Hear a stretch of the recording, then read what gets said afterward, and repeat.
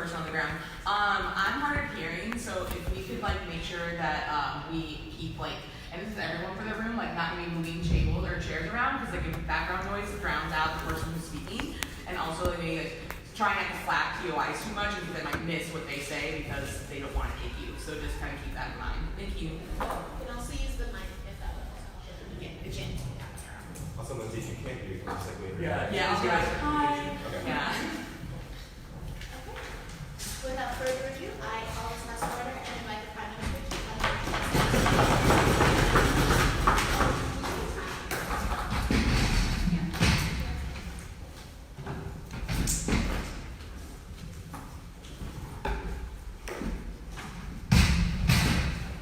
So we're good?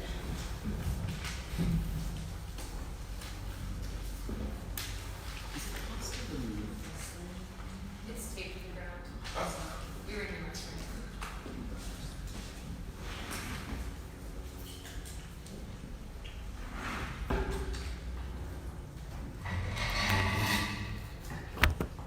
On opening government, we're going to tell you that silence is a main mechanism by which shitty governments repress the acknowledgement of the wrongdoings that they have committed that have been motivated by hate and other like influences like colonialism that I'm going to talk about in a bit. We think that it prevents the healing of the nation as a whole, as well as the divides between different ethnic or religious groups. We think it makes it more likely that these patterns of wrongdoing are going to continue in the future. We think that this leads to worse domestic and international policies with regards to what should happen in the future. So what I'm going to tell you, actually first, we think that there is not that much modeling that's necessary. We're going to say that we're principally opposed to any of these efforts to silence all discussion, so that includes both like government willingness to discuss as well as citizens and their residents.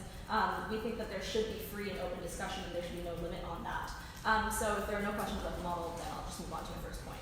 So we think that silence and repression is an extremely harmful way of denying the repercussions of the conflict that has happened before. So we think this has an immense impact on the social views when people who, for example, survived the Armenian genocide are not allowed in the public arena to say, this is what happened to me. Recognizing that often these effects are ongoing. So even 10 years later, people, families that were split up during the Armenian genocide still are asking for the government to go look for their missing family members, that people who were economically harmed are still asking for those sorts of reparations, that when you aren't allowed to voice those sorts of hurt and pain, that people don't believe that that hurt and pain is either real or ever happened. We think that's massively important to recognizing why things occurred in the very first place, by recognizing that a lot of ethnic conflicts, for example, are not due to the fundamental differences between ethnic groups, like what they eat or what they wear, but rather propped up by governments that have a motivation to, for example, woo or sway a politically favorable group against another, or like a colonial power deciding that one group, for example, in Rwanda or South Africa, is more favorable than the other. But we think that the absence of discussion of these factors makes it more likely that citizens who fell into things like propaganda believe that it really was just about the ethnic conflict, that people don't acknowledge the deeper and hidden meanings behind that. We think that that's one thing that you can only get by open discussion, right? And I'm going to talk later about, in the absence of this, who controls that narrative and why that's a necessarily worse way to get understanding across. But we think it also influences discussion of how to move forward, right? So I already talked about how it might be more difficult to get things like reparations, but I think that you need to have massive governmental reform in the aftermath of like these cases, right? Because recognizing what led to those factors, for example, in like Nazi Germany, like what economic and social unrest did to the politics of that nation, I think is important to preventing that in the future. Because what we see is that a lot of times those things will creep under the wood, like into the woodwork and come back up decades or hundreds of years later, right? So we think that like the remedies in these policy solutions are massively important to discuss themselves, and you don't get discussion of that when you limit the reasons why that conflict happens, so any discussion of ethnicity or religion, right? We think that it prevents exposure of those political reasons, and that leads to governments, and this is going to talk about like who actually controls the narrative when that exists, when the discussion is silenced. We think that that leads to an ability for either the people who won that conflict or the government in power to control what happens. So an example of this is how, like, considering how Japan and Shinzo Abe's government now denies the rape of Nanjing ever happened, or that tens of thousands of Korean women were used and forced into sexual slavery.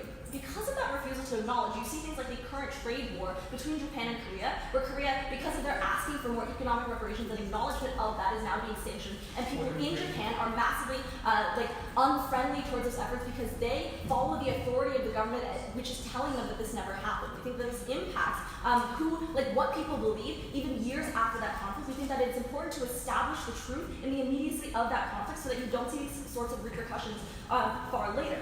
We think that also repression doesn't necessarily mean that no one talks about it, right? We think that it doesn't necessarily mean that only the government is going to be able to talk about it. We think what that means, though, is two cases, both of which are extremely pernicious. The first is that you actually silence people who have lived through that. This is going to be a personal, psychological impact of people who are most vulnerable, the most hurt by these sorts of things. So if you suffered catastrophic family economic losses, if you are still suffering as a result of that, it is incredibly healing to be able to say, this happened to me, this was wrong, and to get that sort of support. Because when you are silenced, we know that this is a massive way that, for example, PTSD is propagated when people don't feel like they're able to talk about it because their government is opposed to them. I think that can also prevent things like reparations of the country coming together because you still are left in that us versus them mentality where you don't trust anyone, you don't trust the government, where you feel like you are all alone, and that can lead to immense psychological harm. We think that storytelling and telling your own experiences is an extremely powerful way of healing that you deny to the very people that you have wronged, and that is in itself a principled and practical wrong. I'll take a POI from back if they have one. Yeah, so we don't have to defend genocide denial half a century after it occurred. Can you please explain why this needs to happen immediately in the aftermath? The thing is that history is often cemented when the events of the memory are most recent. That with the passing of time, governments are able to skew the events that happen to fit their narrative, right? We think that in the aftermath, if you establish a clear narrative, there's less of a chance in the future that this is going to be distorted. Okay, so what happens not to the people who actually suffer, but to people who perhaps belonged or identified with the oppressor group? We think those people are now going to be literally forced to take that discussion elsewhere and have it be perpetuated in more problematic ways. So we see this when they go to the woodwork and they buy their time, they find more niche and secretive areas and arenas to talk, whether that's through the code words of the KKK or the darkest Reddit forums where the alt-right survive. We think these are inherently worse arenas for people to take their opinions, because we think that the sun is the best disinfectant. That when people are more having their conversations in the open because they feel like they can, there's more confrontation of those views, there's more challenging of that rather than an echo chamber of often hatred and misogyny and racism, right? We think that later it rises up in a particularly insidious way where the majority doesn't realize that this is building. So how America was shocked by the rise of the alt-right and the voting in of Trump because these discussions were happening in places that the majority did not realize existed. So people don't get to see these effects happening, and that's vastly harmful, because if we agree that these views are things that should be curtailed, then we should support the ability for the identification of who believes those and who thinks those sorts of things, right? And so you deny the opportunity for people who might be personally impacted by things like racist views to be able to challenge that, right? And I think that's massively important. But I also think it's important that that people who are directly harmed by this are able to have their opinions stated rather than some other group that might be encountering this, like the government speaking on behalf of them, right? Because governments often get it wrong what people feel after. So if the American government is, let's say, generally getting the idea of what black people feel after slavery right, it is still a massive difference from actually listening to black people about what sorts of reparations they want and what sorts of crime they're still experiencing. We're back to the place.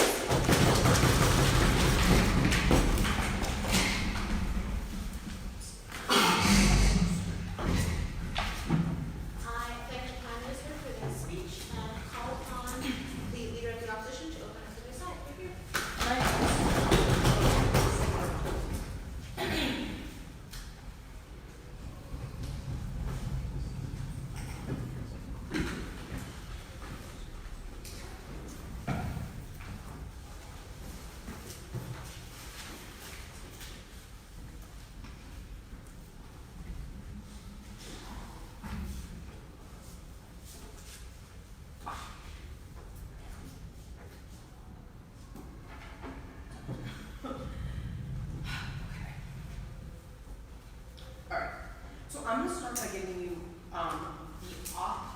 opening up or closing up our conception of what this motion actually looks like.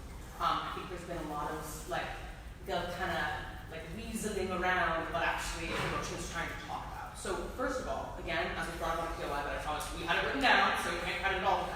It's just in the aftermath of when these events occurred. That's going to be extremely important to remember down my speech, because most of Jayun's material was, okay, like when silence reigns, you never get the storytelling of the groups that were affected. Like, I kind of agree, when silence reigns completely, like, yeah, that. The reason why we think this actually could be like extremely helpful for groups that have been subjected to this is because directly in the aftermath of what just happened, Cass and I posit to you that it's likely that the government that's generously giving you the public debate stage to like defend your identity on is not from your affected group, right? At best on Gov, they're like a neutral arbiter that kind of turned away while your ethnic group was being, you know, subject to a genocide. But like we think more often than not, they're members of the group that like decided that your group was going to be subject to genocide. We think that that's extremely important because under the sort of like rose-colored glasses of the Gov world, these people are going to be given a platform, right, to talk about their experiences, talk about what they want.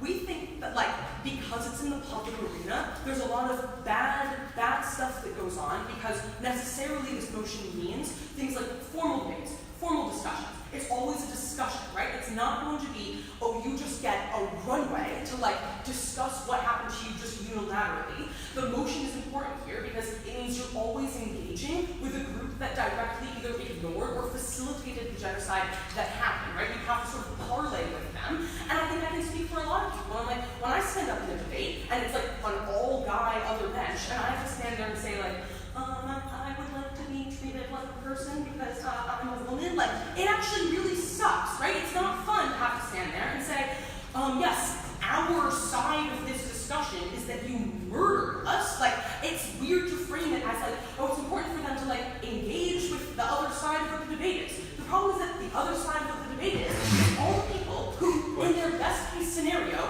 don't really know but are now going to be affected by the way that you look within the like government-controlled public arena, or they're people who fucking hate you and were complicit in your genocide, and now are sitting there and going like, like, how do you think those people are going to be convinced that they've done something wrong? I don't think it's by the government establishing like public arena debates that you just go into and like you have to defend your identity.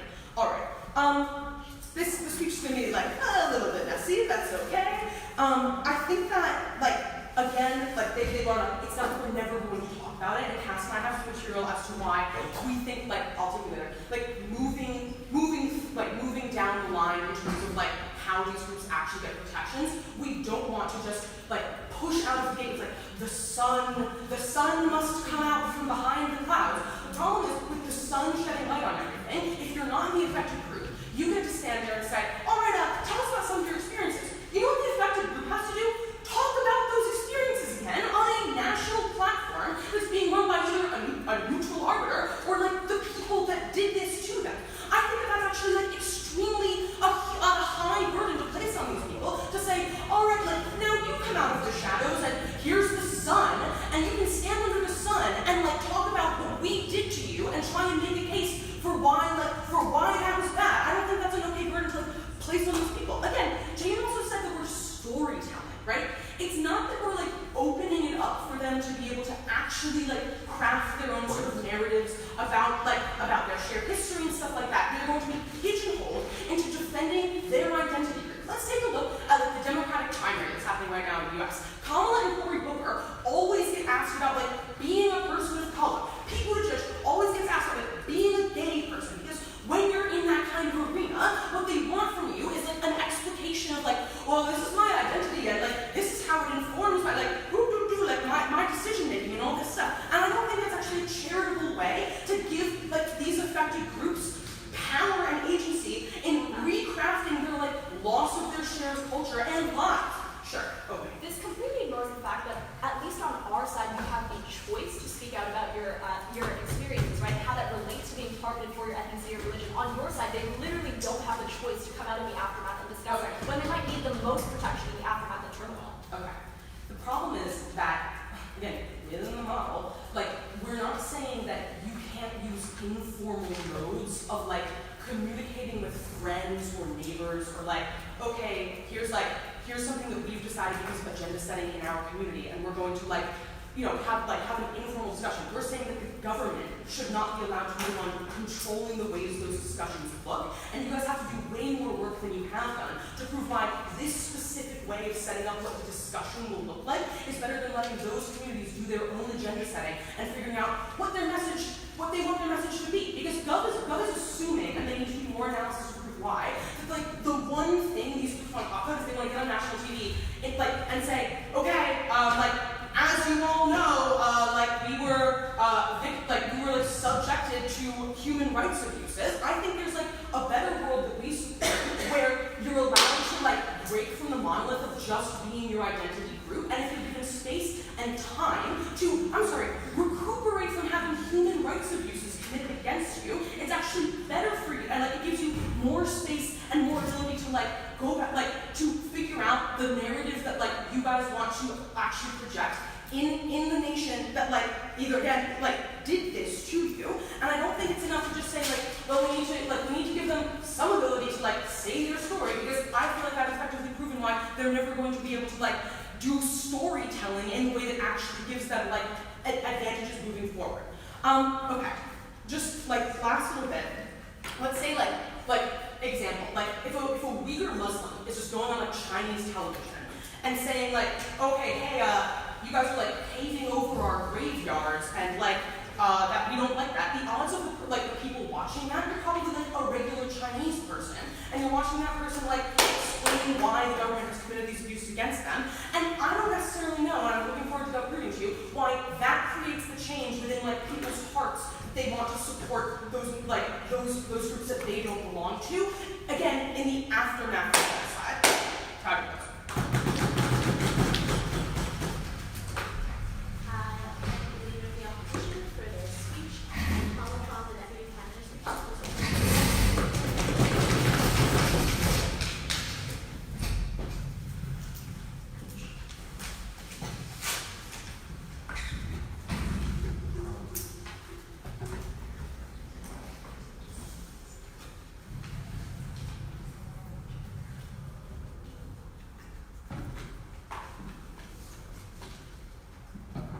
I want to remind everybody of the principal context in which we are talking about today now. Firstly, we believe we get immediate change, or why immediate change is necessary, for a couple of reasons. One, we think it's important to do this now, because this is how governments in the international community are most receptive. We believe the immediate aftermath of genocide is when any sort of shift in government, or any initial change in government, is how you get the actual long-term change that Jayun tells you about. But secondarily, even if you believe that the government is not receptive at all on their side of the house, in a post-genocidal community, there's some shift in government, so they have to be somewhat receptive. But even if they aren't receptive at all, we believe people should vocalize and force their message onto the government. They tell you that, oh, it's going to be very difficult because these people have lived through genocide. We believe it's going to be very difficult. Yes. We believe what's more difficult is you going through that genocide and never having any access to vocalize the harms that the government has inflicted upon you. They give you the alternative of talking to people in your community. We believe that this is necessary, but not a sufficient enough alternative to ensure the long-term change that Jayun tells you is so necessary. Why is this the case? Sure, I can talk to somebody in my community about the harms that have been inflicted upon me. But insofar as I never have access to the levers of change, we never have any actual short-term or long-term change in how the government treats me in preventing that genocide in the first place. So what are the type of discussion that we think are being characterized in today's debate? We don't believe it's a formal town hall that's broadcast on the country's TV network. We believe it can happen informal channels where you talk to government leaders. We believe it's anything that is just not in the dark, right? Not anything that is not going to be secretized. We believe you have documentation of those discussions. We believe people can actively choose to go talk to their government leaders. We think those are the discussions. That's the framing of things. So, on to rebuttal. Firstly, they tell us the idea of the time sensitivity, since all benchmarks claim that they have this argument. Again, we believe one, this is when they're most receptive, but secondarily, we believe the turnover risk here is very important, because in post-genocidal societies, there's still a very massive risk of lives being lost, people being exiled from their country, people being oppressed in the country that they stay in. So it's probably going to be the most important to talk about the harm that were inflicted upon you during that genocide, so you can stop the immediate reciprocity of those harms. We believe that once genocide is over, it's not just set and done, societies go back to some normalcy. We believe there's still an interim period where lots of massive crimes and massive harms can occur. It's important to talk about the harms that occurred maybe 2-3 years ago during the peak genocide period, because that's how you prevent further harms. Jayun tells you that short-term commentary can lead you to long-term change. How does this happen?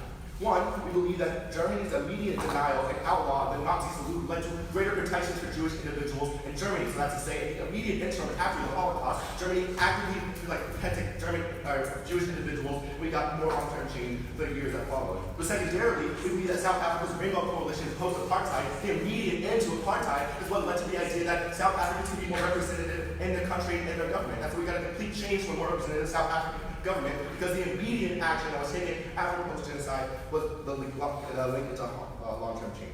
Secondarily then, we believe history necessarily erases human negative behavior. So this is why the long-term interim is not good. This is why you need to act in the status quo. How does this happen? We believe that the more you do not talk about these issues, the more you neglect the short term, the more these issues begin to be watered down in history, and the more you have things like Holocaust deniers who simply don't believe that history actually exists. Secondarily then, we believe that opening opposition tells me that oppressive governments are still in power, so they have no access to change narrative. Three things here. Firstly, we believe that the government is not always on your side, sure, but it's principally correct to advance your narrative. So that's the principal argument we're giving you. Even if the government doesn't listen to you, even if we have none of the impacts which I still believe we'll have access to, it's principally correct to vocalize your harms to the government because they're the ones who harmed you directly, but moreover, your vocalizing of those harms can principally change things for individuals beyond you. Secondarily, we believe post-genocidal society, generally the international community, is on the side of those who have been harmed. So that's to say, in the majority of cases, the platform may be denied by the government of that country, but it's given to you by an outside, equally powerful actor. Thirdly, then, we believe we give harmed communities that platform where you get none of that platform on the side of opposition. So even if they want to access some sort of long-term change, they don't tell me how they actually do that. Either you talk to your family, nobody has the access to levers of power on their side of the house, or you just wait a little bit longer and hope that the laws become in your favor. How do we change them? The second thing we get from opening opposition, is that informal modes of communication are a lot better. I believe they simply aren't for the reasons that I stated, right? So, actually, I'll take it. Yeah? Okay. I want you guys to contend with the fact that in the vast majority of historical precedent why we're having this motion, the government isn't just automatically willing to hear the other side of what happened, engage a little bit with realistically what happens if the government doesn't have the best interest of these people at heart. 5 responses here. One, we believe the government is most responsible in this period because the government does not want to face the backlash or continuation of genocide. We believe no government wants to continue genocide for the inherently even selfish reason that it destroys a country. We also believe that international communities who are generally on the side of the people have the platform for those who vocalize those narratives, so the government has to be the most receptive in order to move forward. Secondarily, even a slight ideology opens the window for short-term and long-term change. Third, we believe that ignoring these individuals ignores the principle of the harm of genocide. We have no access to principal claims on your side of the house. Even if people share their stories, even if people simply talk about the issues, we have some sort of principal claim here to say that we are doing the right thing because individuals should talk about the harms that the government has caused them. Fourthly, we believe that the lack of dialogue is the reason genocides happen in the first place. And so far as I don't have to talk to somebody, I don't have to engage with somebody, it's much easier for me to otherwise think. This is especially pernicious in post-genocidal societies because if I never actually engage with the harms that I have caused, I'm more likely to perpetuate those harms in the long term. But lastly, we believe storytelling shifts the narratives of control. So that's to say that I can go into an informal meeting that's been documented, or even if I stand on a large debate stage and talk about the harms that have been proved to me. Yes, we agree that it's painful. Yes, we agree that it's hard. But we think that what is especially notable here is in that broadcasting, in those discussions, the people with the access to power are exposed to my narratives. Even if we don't get short-term change, we believe that we get the recognition of harms by those who have caused those harms. We believe that engaging with those harms is the way that individuals necessarily have to come to face-to-face with the fact that they've been wronged. So what does Jayun tell you? What is so important in today's round? First, we get acknowledgement and recognition, and that lays the ground for reparation. How does this happen? In 2 ways. First, often genocide and human rights abuses are defined identity lines, specifically talking about those identities and acknowledging them, how they have been mistreated, leads to the impact of dialogue. Secondarily, we believe we get future policy change. Firstly, because any slight change in the government leads to some sort of representative change. But secondarily, over time, the government then protects the harmed people.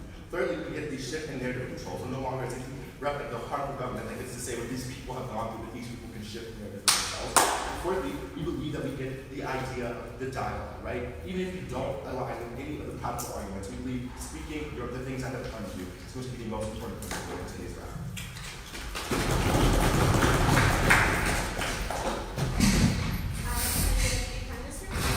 believe that the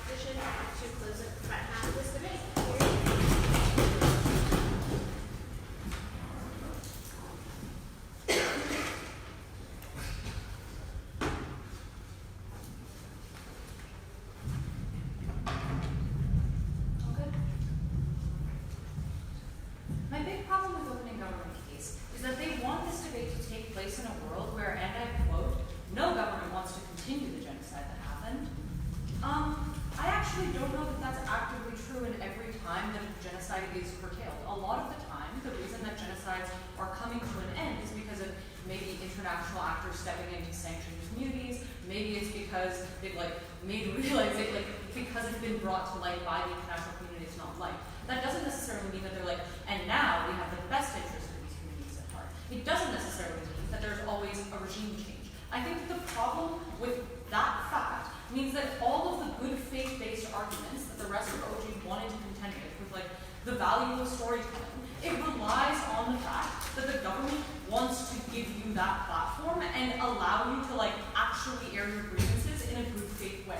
I don't believe that that is necessarily true, and I also think that you are, as the ethnic group that has just been subject to genocide, in this immediate aftermath, in the worst possible position to leverage any iteration of power, because there's far less of you, and on top of that, you also are recovering from one of the most traumatic things that could have possibly happened. So, and the government is coming fresh off of doing it to you. So it does mean that they have so much more power, but also are so much more able to discuss the things that they are asking you to discuss. I think that giving some time, I will deny it. I think that giving some time to allow for communities to recreate their connections and again agenda set means that you're going to have better outcomes in the long term. They want to talk about the fact that history is made by the stories that we tell of how things happen. The problem is that the people who are going to tell these stories are not going to be the people who have an interest in making sure that people know the truth about them, because they are going to be the governments who want to look good. The stories that are going to come out are not going to be how atrocious everything was. It's going to be ways to soften it. That happens most often in the immediate aftermath, because often it is still the same regime, or it's regimes that are built out of people who have the exact same incentives as the previous one. Okay. I want to talk about policy setting, and then I want to talk about whose stories get told. Okay. So on policy setting, a few different things that we get from OG. The first thing that they say, or not the first, one of the things they say is that well, you can use informal channels to access the government and talk to them about the things that happen to you. I don't know where, I don't know how you actually get the listening ear of the government to try to get them to listen to you and be oh, okay, actually great, yeah, you said that you want all of these things, perfectly, we will give them to all of you. The other thing that they say is that look, the only way that we're going to have this type of good policy setting to benefit these groups is if they can actively vocalize for it all the time. I think that the problems with this are a fewfold. Firstly, I think that the government has, again, no interest in airing any of your grievances or allowing for you to have any means of actually coming together and arguing on behalf of them. Secondly, though, I think that the thing too is that you are speaking to an audience of people who have constantly been listening to the government's narratives over sometimes generations that say that what has been happening to you has been justified. So I think that that's incredibly traumatizing and an incredibly huge burden for the immediate victims of a genocide to have to take on. And I also think that they're probably not going to be equipped to do it in the way that is best for their community. The reasons for this is firstly because I think that those communities tend to need to have some time to recover, collect, understand the things that they will actually need to be advocating for as a group. You need to be able to advocate as a block, and that's not going to happen quite as well if you don't have the ability to have some time to fucking recover. I also think that it is possible to have policies put into place, oftentimes sanctioned by international bodies, that make it such that these communities can have livable conditions without having to tie them to discussions specifically about their ethnicity. Because I actually think that makes it far easier to pass. Because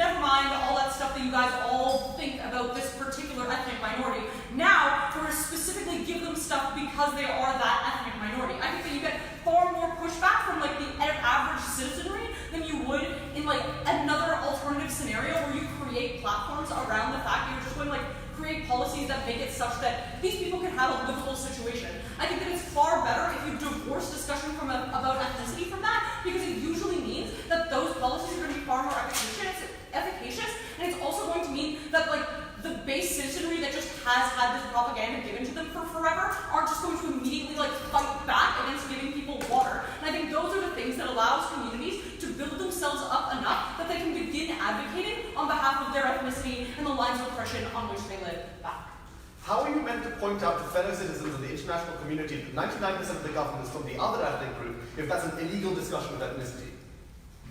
Okay, wait, I didn't quite catch the entirety of the POI, but I think that the point here is that, it's that the thing is, they're a majority. I don't think you need to point it out because oftentimes who is living in that, or who is working in that government is quite visibly not any of the minority group that has been victim of genocide. But I also think that the first thing that needs to happen has to be like being able to deal with the trauma that you come up with and then like create an agenda around the things that you actually need and can feasibly advocate for. Anyway, what stories get told and how? This is the thing that they're just like, hey guys, like it's really good to be able to air your grievances and to tell your stories and connect, and like sun is the best disinfectant for all of the like virulent racists who are gonna come out. I think that there's like quite a number of problems with this. So firstly, I think that like it is far more true that the discussions are going to always essentialize these groups as their as their ethnicity. If they only talk about their ethnicity, I think that it's far easier to try to build up their own humanity when they talk about like the things that make them individual humans. But secondarily, and like I think more importantly, I don't actually think that you're going to be able to have good discussions with people who still don't quite believe that you are a person, and also immediately when you are coming off trauma. The people you are talking to and trying to convince aren't coming off of that. It's far easier for them to actually like engage with and fight back at you than it is for you to defend yourself. And also, the way that these things will get aired is going to be to twist your words to benefit the government that doesn't want you to like be able to speak out against them. I don't think that you ever get the stuff that those things is going to happen. I thank the members of the opposition. Calls on the government to stand in support to open up the back half of this debate. Here's your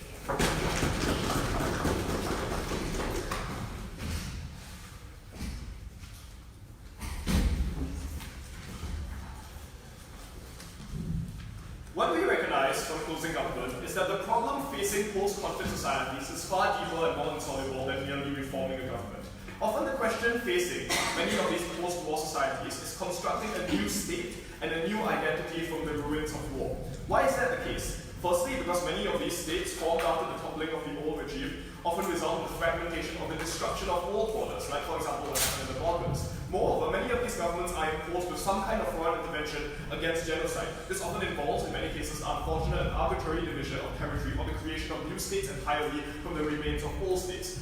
Why is this important? Because it means that the task that we are faced with is the creation of buy-in and state formation in a new government. We're going to follow 2 points of extension. Firstly, that this enables the formation and buy-in to new democratic states, and this will make these democratic states stable. Secondly, that this prevents abuse by dominant groups. But before that, some refutation. We hear from opening opposition that these people will be mocked on national television and they'll be reduced to defending their identity, and this is not a successful tactic for reconciliation. First of all, we point out that these individuals have a choice to talk about it, even though it is not that successful for their ethnic group. Because their airing these grievances is still valuable in terms of catharsis and post-conflict reconstruction, even if it might not be strategically successful for these groups. Secondly, let's point out that not all discussions are retrospective. Some of these discussions have impact on the survival of these groups in the future. So it's not just about reparative claims, but for example, it means pointing out that this ethnic group still occupies 9 out of 10 positions in the new government, like the Shia government of Iraq that was imposed by the US, for example. Moreover, we point out that their rebuttal was that the international community can implement aid to support these reparative claims without referencing this specific ethnic group, without any mechanism of how this is possible, given that abuse was often targeted specifically at these groups, and therefore these groups are at the most disadvantaged. As a consequence of that, any kind of aid has to be targeted, because that's the most efficient way to allocate limited resources. They haven't provided us a clear reason about how we can argue for reparative claims without arguing that it applies specifically to the groups that were most affected. Then we sort of hear from opening opposition that there will be backlash from majorities and backslide into war. Let's point out firstly that most people are war-weary and seeking resolution. Most ethnic conflicts are not led by the fact that everyone suddenly spontaneously turned into a vigorous basis. They are led by a few leaders who are charismatic and evil enough to persuade a large swath of people, like for example Milosevic, that these people were dehumanized and needed to be destroyed. As a consequence, the outcome of many of these conflicts is that these instigators are removed from power, so there's no genuine push towards continuing these ethnic conflicts in many countries. Also we point out that international intervention often imposes things like ceasefires that make the continuation of these conflicts conflicts impossible. Moreover, we point out that often ethnic conflicts are just a symptom of some other kind of disenfranchisement, like economic loss, for example. This is easily solved by stable states, which we get on our side, as well as explained right now. So I've proven to you that the most important thing we ought to care about in this debate is the continuation of stable and sustainable democratic societies that we create through public buy-in. Why do we create buy-in? Firstly, we find out that in most post-conflict societies, leaders have the almost absolutely insurmountable task of creating a new multi-ethnic state and identity from the ruins of war, one that requires buy-in from multiple different ethnic groups, perhaps not just the ethnic groups that were perpetrating or were participants in the conflict. Therefore, these states are plagued by a lack of buy-in and legitimacy from various ethnic groups and power brokers. We facilitate state building for a number of reasons. First of all, we allow the government to appropriate various religious symbols and even religious leaders to endorse these governments. This is important because in the wake of religious conflicts, people will feel vulnerable and will retreat to their own constitutive attachments. That is to say that they will take guidance from their community leaders, their religious leaders, etc. We want these leaders to be endorsed or at least acknowledged by these new states in order for people to buy in and believe in the legitimacy of these governments to begin with. We think that this is a very fragile and delicate matter, but we often think that many of new governments have endorsement from religious leaders and agreement and buy-in from religious leaders from multiple religions, not just that were direct participants in the conflict. So we think that this is incredibly important in post-conflict reconstruction. What is the comparative? We think that the suppression of religious or ethnic discussion can be interpreted as suppression of that religion as a whole. Note that many religions, for example, place a premium on evangelization and publicity. We think that being unable to talk about this can be interpreted as a failure to allow these religions to operate freely within the social sphere. And as a consequence of that, these religions will feel suppressed. In extreme cases, not all cases, this will drive things like extremism, and in general, weaken legitimacy as a state, as religious leaders generally tell citizens and tell their congregations to be skeptical of these new governments. A great example of where this failed to happen was in the attempt to create a secular Egypt, where essentially the government lacked legitimacy and buy-in due to the attempt to brand themselves as explicitly non-religious and non-racial. The consequence of this was a weak state that was unable to impose the type of democratic reforms that they promised. Secondly, another trap of development is the entrenchment of strong dictatorships. Often the leader that has led the country through civil war writes off that mandate and becomes an authoritarian leader. They do this by, in many cases, banning public discourse, and in particular, banning discussion of race or ethnicity prevents nascent democratic resistance. Why is that the case? Because most opposition parties are based in sectoral or religious interests, especially in the early stages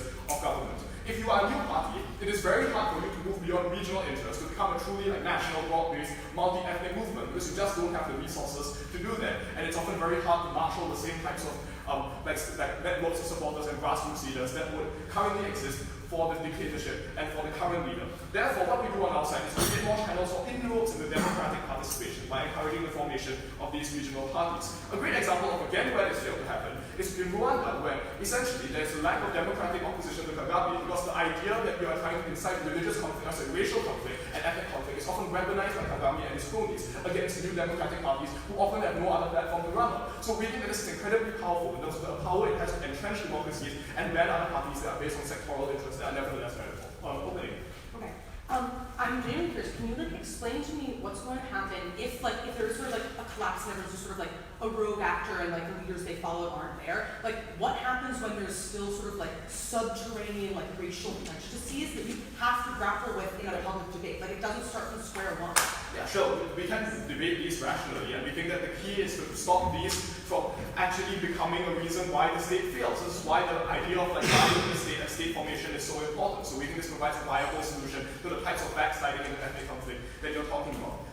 Abuse by dominant groups, second point of extension. We put to you that laws that prevent speech about race or religion are likely to be disproportionately weaponized by the majority that won the ethnic conflict as tools of oppression. I already talked about this when discussing the example of Iraq, but essentially, we put to you that instances of, for example, a majority race individual talking about race are likely to be brushed aside as excusable or informal remarks that are about underlying economic circumstances and not about race in general. We think that suppression laws are more likely to be targeted against victims or groups making reparative claims. So we think that this just becomes another instrument of repression on the part of authoritarian governments, and this asymmetry of power that they possess will be actualized to a far greater extent when they are able to selectively use these laws against minority groups trying to fight for their own interests, whereas it allows majorities to continue to defend the kind of inflammatory rhetoric that tea opposition wants to avoid. We're very proud of this.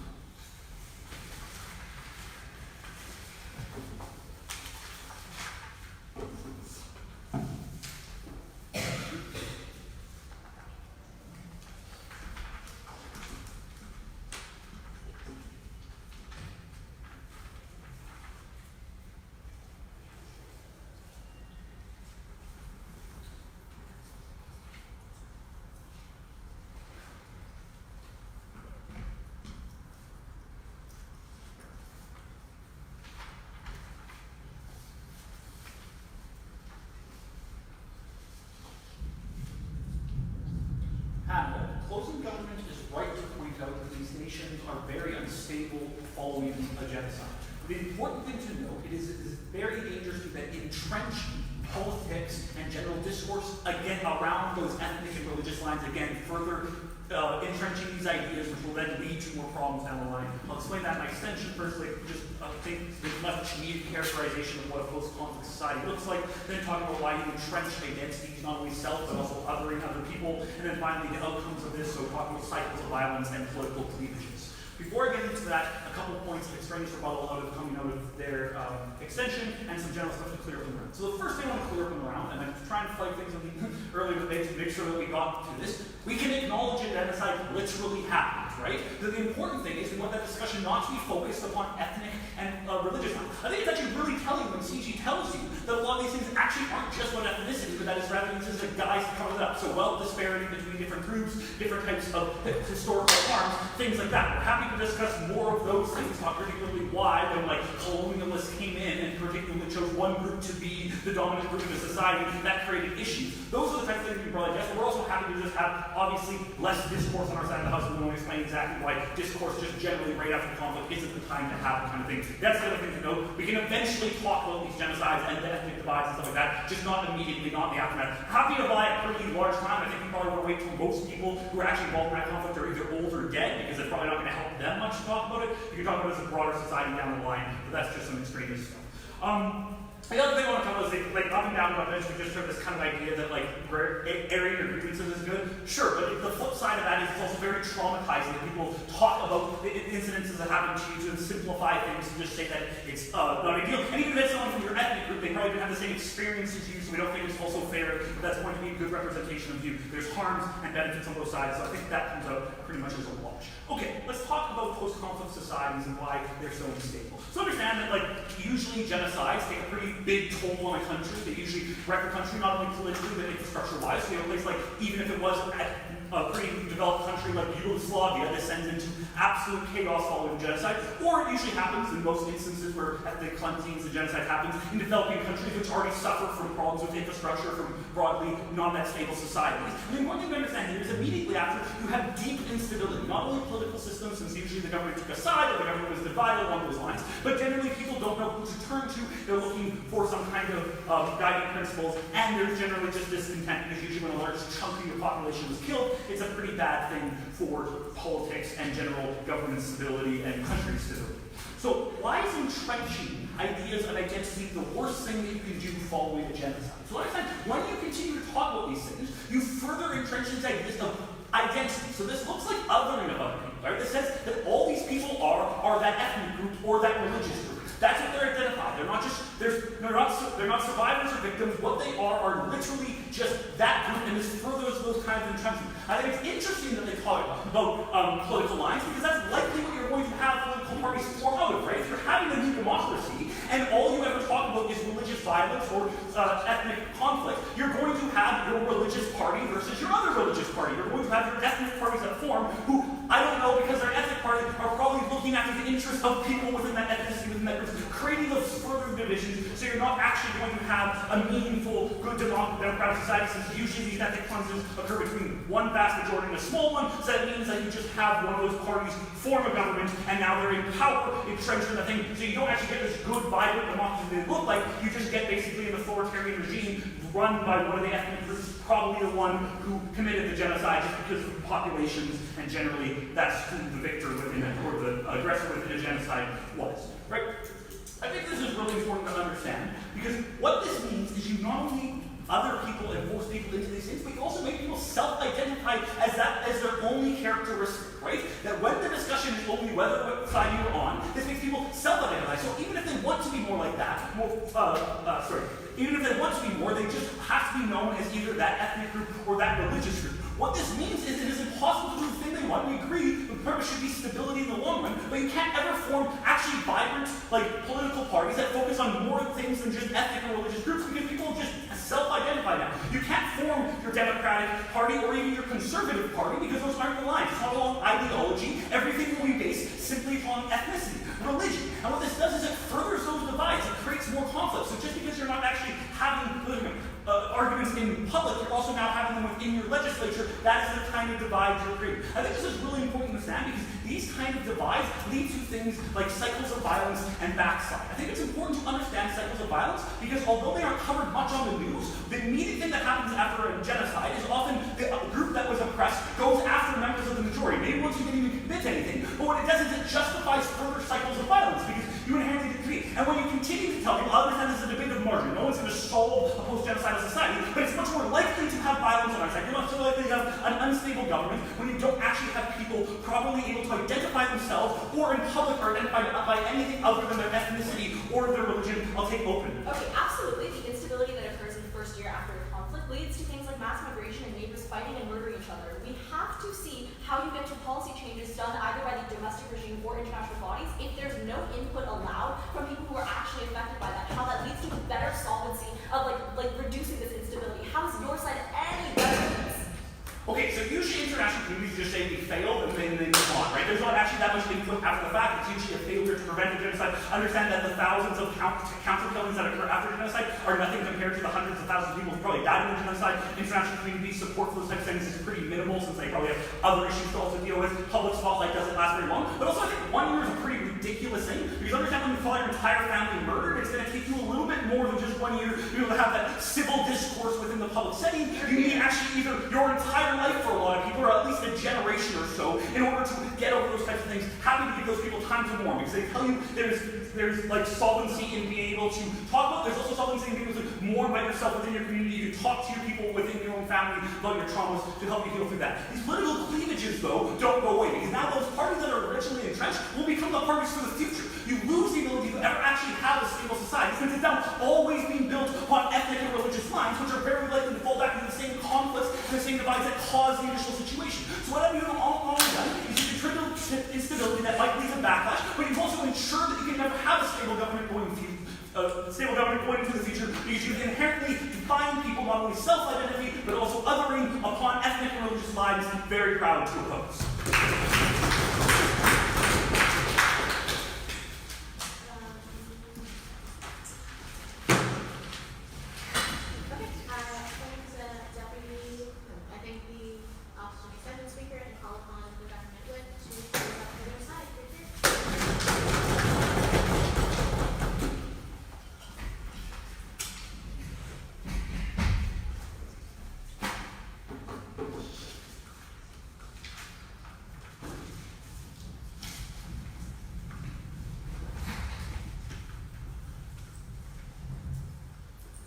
If any team in this debate can get us to the point where we care about people being pigeonholed on national television, or when we care about reparations in 50 years, they've already won this debate.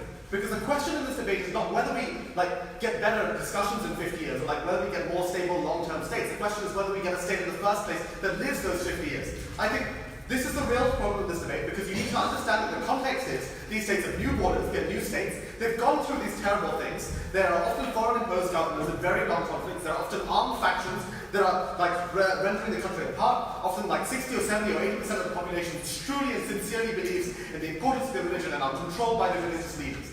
Given this, we think it's a miracle these states survive 3, 5, 10 years in the first place, and we think this debate should be adjudicated on those grounds. I'm going to talk about the context of this debate and then talk about whether states survive and whether they're more likely to survive. Opening opposition made the point that discussions are centralized groups and they'll get pigeonholed and they won't be good discussions.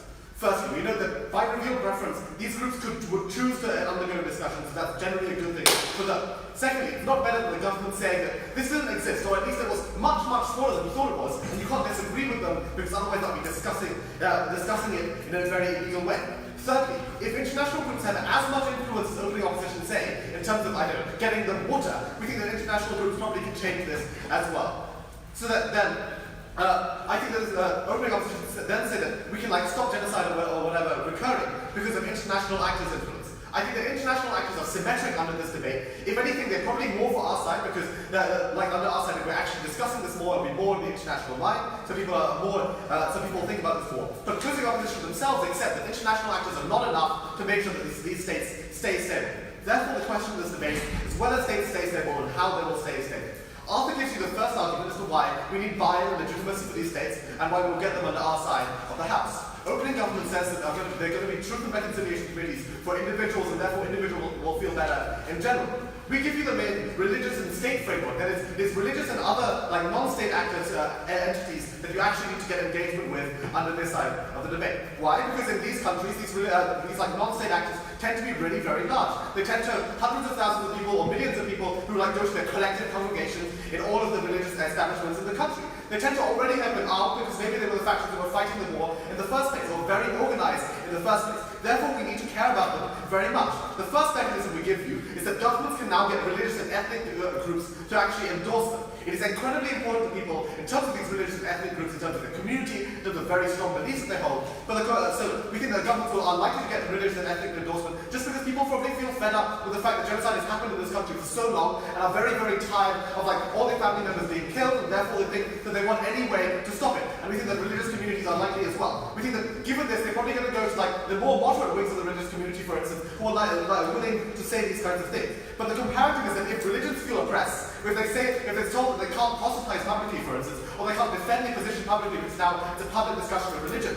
and notice that they used to be very public in these countries and very publicly important, then they will feel oppressed by these new governments. Therefore, they are likely to rile the population up against it because they think their power is being destroyed. I'll give you the example of Egypt in this case. With the impact of this is that you never get a stable government because the government is constantly undermined by tons of non-state actors, some of which are armed, all of which are organized, all of which have lots of power in the population in order to stop the government, in order to stifle the government's ability to actually state bills and build a consolidated state in the long term. I'll take over. Post-genocidal regions are not the exact same as post-conflict regions, because they weren't building up factions of political bodies to think about what they want to do and have a regime change. They're coming off the aftermath of ethnic cleansing. It's an incredibly different political ability to mobilize. You need to give people time. So I think the thing is, you're thinking about post-genocidal nations in like the early 20th century post-genocidal sense. Most post-genocidal nations right now have been also in ethnic conflict, also in civil war, all across the nation. Which means that this is actually an incredibly important thing in terms of acknowledging it to them. And this, I think, I can't think of an example in like the late 20th century or towards right now, which is not one of these. So I think this is especially important. In this case, the other arguments apply there as well. Closing opposition then say it entrenches people's identity by othering. Firstly, given the existence of the fact of genocide, I think the othering is already pretty entrenched in these countries. It's a very radical change under this of the House, and they assume that you can get a Conservative party in the first place, something that we think is extremely unlikely given the existence of these parties, of like the strength of these factions in this sense. Secondly, I think it's not necessarily a bad thing that people can have solidarity and explain something to people within the same group as in this case. And I finally think that it's not like you only characterize it as othering. People can also discuss and be open to other alternatives as well in terms of these discussions. I don't think it necessarily needs to be othering. But I also don't respond to the fact that, like, if it's so entrenched, if there's so much othering that will inevitably be the case, I'm not sure why these groups, it will marginally change under their side of the House. And why these people will be, like, happy to form new parties rather than just, I don't know, break off or be anti the state, as will actually happen, I think, under their side of the House. And their final claim that they make is that it's always going to be built on these ethnic lines, and therefore we're going to get change. I think firstly, if we have a stable government that still has moderate ethnic parties, that's a win for our side, and we think we're going to more likely get moderate ethnic parties because they'll be willing to agree to this political process. But also we think that people can generally change minds in terms of interaction and long-term change in the political process just by, I don't know, interacting in general or by 30 years passing in terms of actual long-term change, but we don't really care about that so much in this debate. Second argument is about, that often gets used about dictatorships. Notice that new parties are generally religious and ethnic because of the reasons I've already given you. And notice that these parties can now be weaponized against by dictatorships because these parties still have valuable interests, I think. So for instance, these parties can be moderate, but these parties also represent a large portion of the population. But now that dictatorships can say, you cannot form as an ethnic party now because that's ethnic and therefore we don't want you and we can make you illegal. The comparative now is A, that these parties can be anti the government, but B, that now these parties under us in the House can get resources for the people whom they're trying to represent. Where they can argue for them in Parliament, or can argue for them in the international community and represent them and actually get them resources.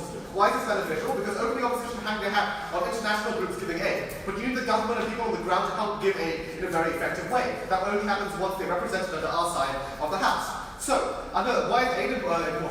I think that apart from just giving these people some access to services, it's also important in order to stop backsliding. That is, they need some representation in the government in order to stop them completely being unrepresented, and therefore the conditions for more genocide and more ethnic cleansing and more conflict coming up. At the end of this debate, we are the side that gives you the most likely scenario, and we're the side that wins the most likely scenario by getting some kind of functioning state. I'm proud to propose.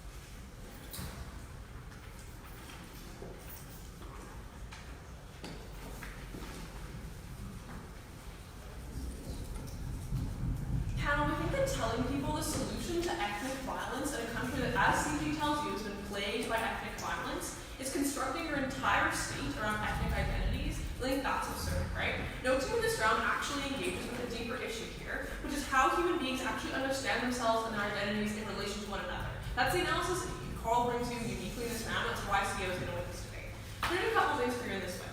First of all, I think it's important to just sort of outline that we're going to take government in their best case. I think honestly was quite uncharitable with sort of the world that they use government in, and their case is largely dependent on just seeing government as the worst possible actor, just as OG's case is very dependent on seeing government as the best possible actor. We're going to assume all those worlds, take them all on, and still win in this bet, right? Two questions that I'm going to ask in terms of this way. So first of all, we're going to talk about what actually causes genocide, what these ethnic conflicts look like. Sort of get two different characterizations of this, a little bit different from each government team. I'm going to engage with both of those. And then I'm going to talk about which side just has the most probability of actually making a state in the short term and the long term, particularly that's actually stable and able to overcome these things, and why we do that on our side. Let's get into what causes genocide and what it actually looks like, right? I think it's key to the understanding, particularly in OG's case, but also CG's case, that the idea of ethnic conflicts are more based on political advantages than just cultural differences, right? This is true to an extent, but the important thing to understand here is the way that people form their identities based in relation to one another, right? Now how that creates power and entrenches it. We explain that better in our to the power, right? So what OG tells you on this sort of point, right, is that it's just easier to other people when you don't have discussion about your ethnic differences and have those kinds of conversations about your experiences, right? The actual mechanism of how this works is what we bring to you, which is that merging your political identity, which is what happens in most of these places post-conflict, when that's the key way of knowing who you are, it's how parties get formed, these kinds of things, with those ethnic and religious identities, is exactly what allows people to other people. Not only a sort of general sense in political society, but literally through policies and how government works, because that's the key function of your state apparatus, right? It's literally based around your ability to define yourself as an ethnicity in comparison to another person and their ethnicity. So what we do then by discussing those things is not break those things down. You actually further entrench them and literally introduce them into your political societies if they weren't already there, and you just make them more powerful even if they were already there, right? So that's how your sense of who you are becomes intrinsically antagonistic to someone else, which is literally the birth of ethnic violence. That's where it comes from. So they tell you that I love this expression sunlight is a disinfectant. I think it's so overused now. It's funny because you can use sunlight as a meaning for anything. What we tell you just on the other side is it's not actually disinfectant. It's fuels the weeds of ethnic nationalism and that's all fine and sunlight can do that too, right? That's not actually a mechanism. They're actually going to do that a bit better in our analogy. I promise I'll take it.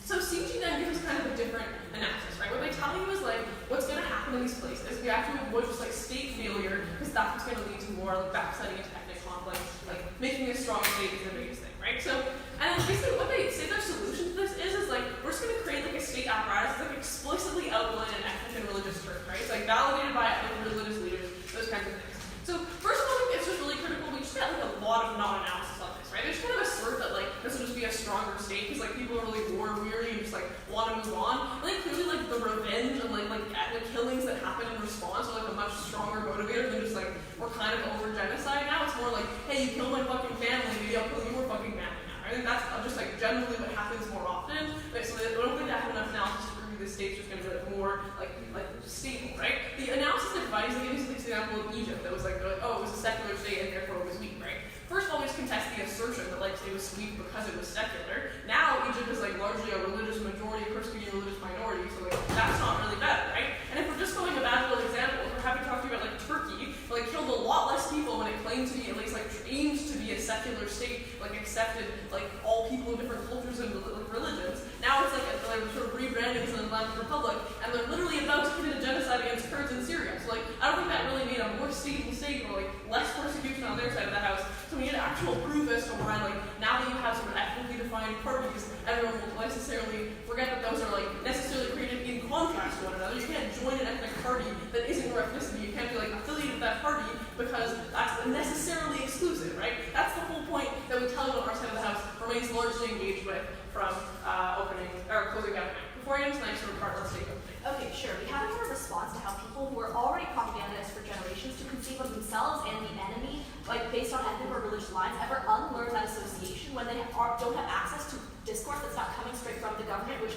judge says is going to be a majority that's unfavorable to the minority.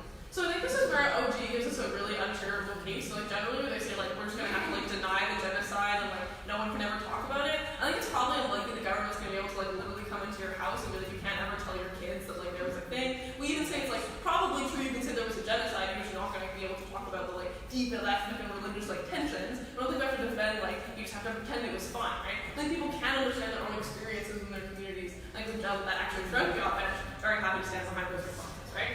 Okay. Second thing I think it's about how do we actually get states to deliberate. So I think I've already told you why CU's perception of this isn't like super strong and well analyzed. Let's get into a little more of the details, right? In the short term and the long term. So I think that they're not necessarily right in characterizing this just as a short term debate. I think the state, you know, can be set up, needs to also survive, and you can get both of those better on percent maps. So in the short term, I think we've told you a lot about how you actually just enable people to move on and develop like political beliefs and political activism that's not just based in like things that have already happened, and specifically in those identities, right? So in the short term, that's helpful for building institutions that then like actually stay up because they're not just like immediately going to fall on those like kind of lines. And also, I think just generally the analysis about like revenge killings, because you're obviously less likely to have a stable state where people are still committing violence against each other. All of those reasons, it's harder for parties to cooperate if like they're worried about like revenge killings, those kinds of things. Obviously, worse in the short term, right?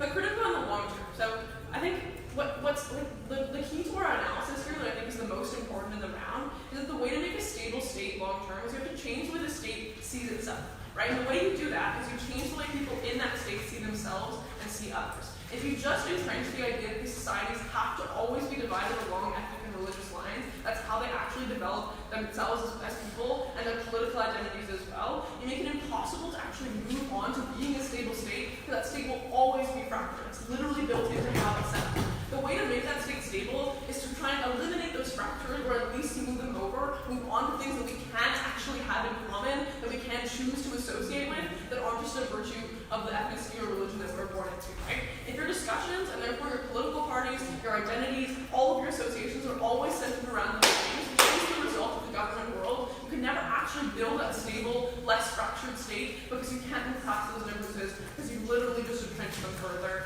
So proud to stand opposing opposition. And